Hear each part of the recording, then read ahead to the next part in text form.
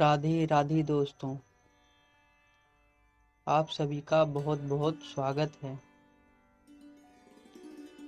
आज हम राधा रानी और सभी उनकी सखियों के ऊपर एक विशेष चर्चा करेंगे। तो चलिए आज की कथा शुरू करते हैं।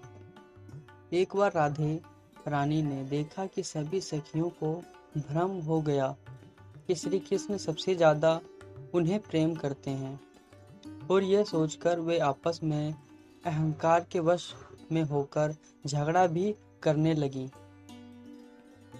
यहाँ तक कि वे राधा रानी की बात तक सुनने के लिए तैयार नहीं हुई। राधा रानी ने सोचा कि मेरे समझाने से तो ये समझने वाली नहीं है, और अगर कान्हा को बताया तो वे उपहार मानेंगे।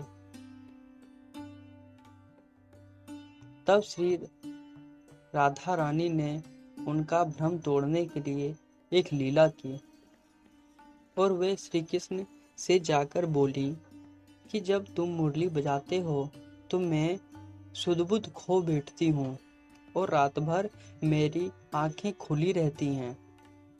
एक काम करो, मुझे मुरली बजाना सिखा दो। जब नींद नहीं आएगी तो मुरली बजाकर मैं अपना मन बहला लिया करूंगी। कृष्ण ने कहा, ठीक है राधा, मैं तुम्हारे लिए कल मुरली लाऊंगा, तुम उसे बजाना। इस पर राधा ने पूछा कि नई मुरली क्यों लाओगी, अपनी मुरली बजाना ही सिखा दो। इस पर कृष्ण ने कहा कि अगर मैंने अपनी मुरली बजा दी तो पूरा ब्रह्मांड जाग जाएगा, उन्हें कैसे संभालोगी तुम।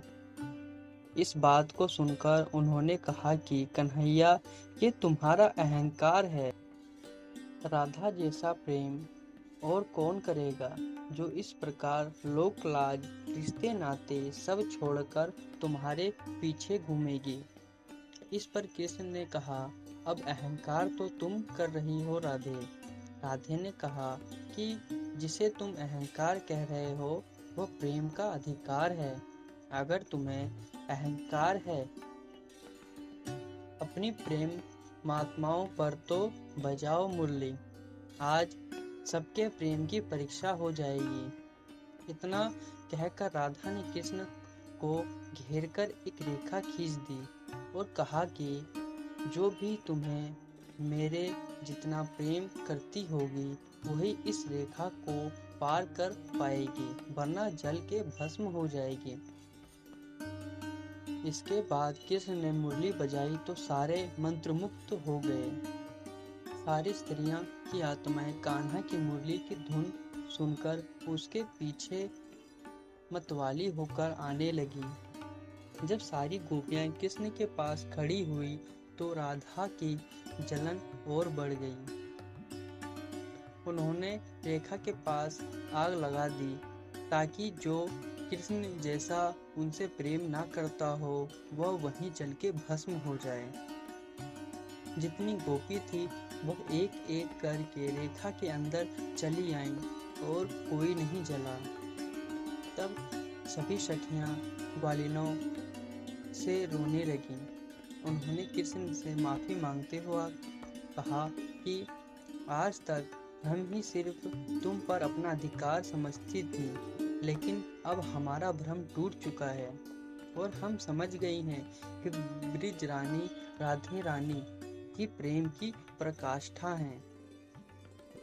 तब कृष्ण ने उन्हें समझाया कि जितनी गोपियां मेरे समीप हैं वह असल में कोई और नहीं बल्कि राधा रानी का ही एक रूप है।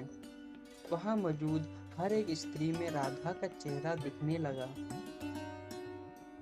हर एक चेहरे में राधा का ही चेहरा था। कृष्ण ने समझाया कि सखियों, आप सब श्री राधा रानी का ही स्वरूप हो और आप सब मुझे समान प्रेम करती हो। आपको ये लीला कैसी लगी आप कमेंट में ज़रूर बताएं। मैं मिलूँगा आपको अगली वीडियो में, तब तक के लिए मेरा प्यार भरा आप सभी भक्तों को राधे राधे।